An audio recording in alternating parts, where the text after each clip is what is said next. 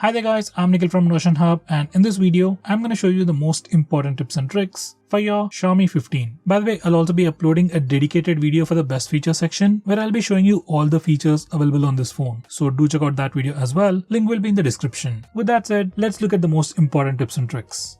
First, let's disable all the ads or things that can generate ads or annoying notifications. So to do that, go to settings, select the fingerprint settings option, then authorization. Now disable this toggle. There will be some bloatware applications pre-installed on your phone. Directly delete them, and if you can't, at least disable them. Next, I'm going to show you some system applications which you can't delete, but they will create some kind of ads. For example, you can go to downloads, go to settings menu and disable show recommended content. Next, we have to do the same for security app. Just go to the security app cleaner and disable the toggle.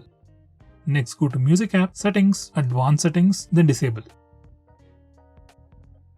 It's not the end. Finally, you can also find it in themes. Go to settings and disable show ads personalized recommendations. Now besides these, there might be some other bloatware that I missed out. So if you find them, do let me know by commenting below this video.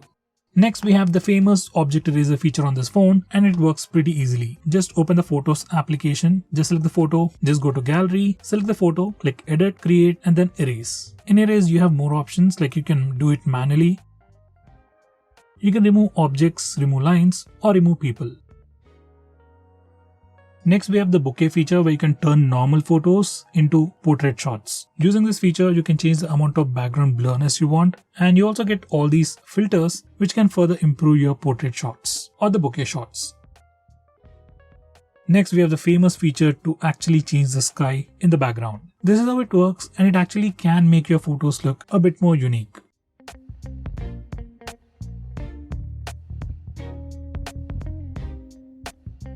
Next, we have Ultra Battery Saver, which is another unique feature available only on this phone. Let's say you have just about 5% of battery and you want your phone to stay alive for 2 to 3 hours. Then you just enable this Ultra Battery Saver. It'll kill all the applications running in the background, restrict your phone's usage, and give you basic features like calls, SMS, and keep your phone alive for the next 2 to 3 hours. This is an amazing feature that you should definitely use.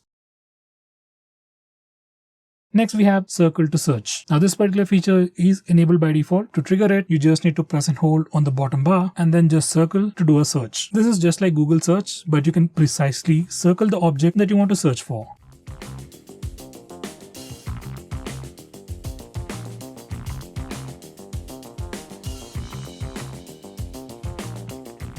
Next, I'm going to show you navigation gestures. Now you can enable from these settings, and once you enable it,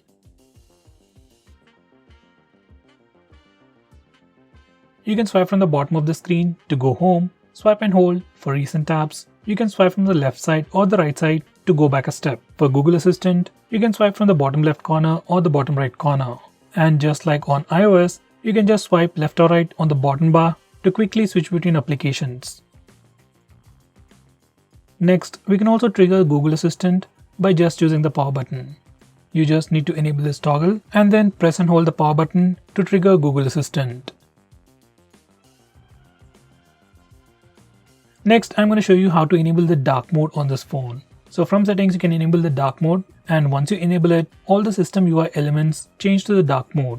Even stock apps like phone dialer, SMS application even change to the dark mode. Even the Google applications will automatically change to the dark mode. Now this dark mode definitely helps you save some battery, looks much more cooler, and also affects your eyes less at night. From these settings, you can also schedule to automatically turn on and turn off dark mode at a specific time.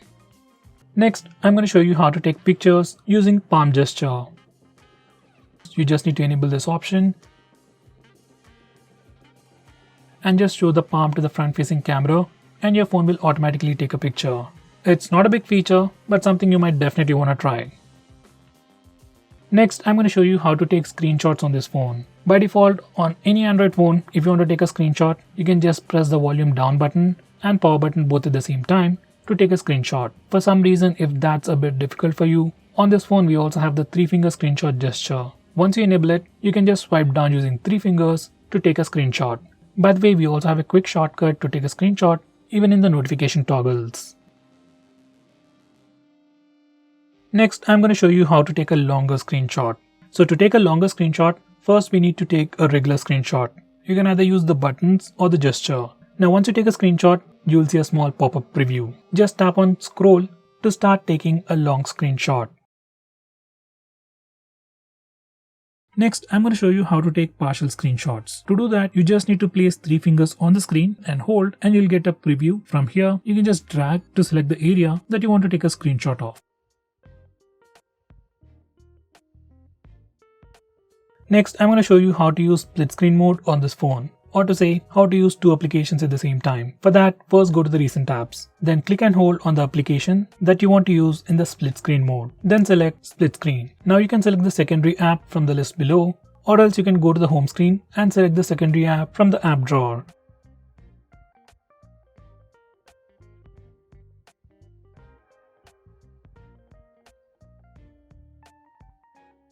Next, if you want to change the display sleep time or the display screen on time, you can do that from these settings. Normally you can find it in the display options on other phones, but it's a bit tricky on this phone.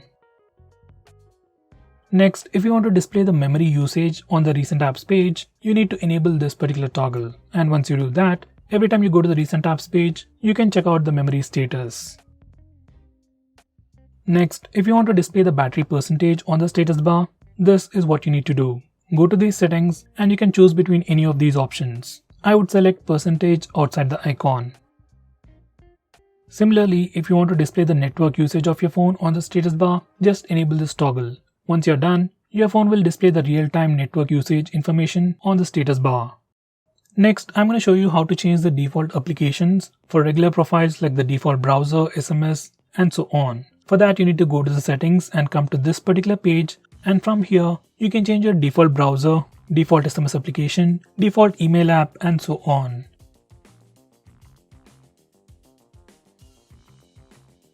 Going on next, if you're someone who's really concerned about privacy about your phone, and if you want to lock few applications on your phone, you can do that on this phone without installing any third-party applications.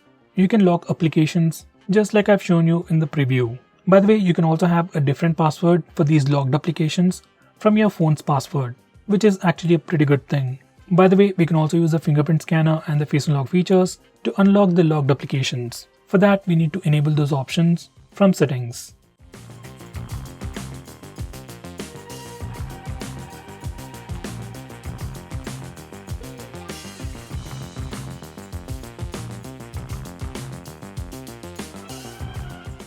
So guys, these are all the most important tips and tricks that you need to know about your phone. If I missed out on anything important, do let me know by commenting below this video. With that said, this is Nikhil signing off. See you in my next video.